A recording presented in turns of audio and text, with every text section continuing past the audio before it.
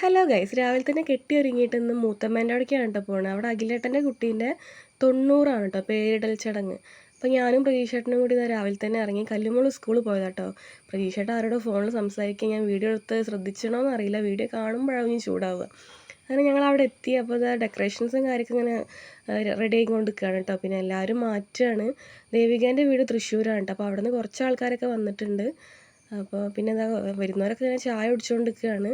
കുറേ ആൾക്കാർ മേക്കപ്പ് തന്നെയാണ് കേട്ടോ. അപ്പോൾ ദേവിക മാറ്റിയപ്പോൾ ഞാനിങ്ങനെ അവളെ കൂടെ നിന്നൊരു വീഡിയോ എടുത്താട്ടോ.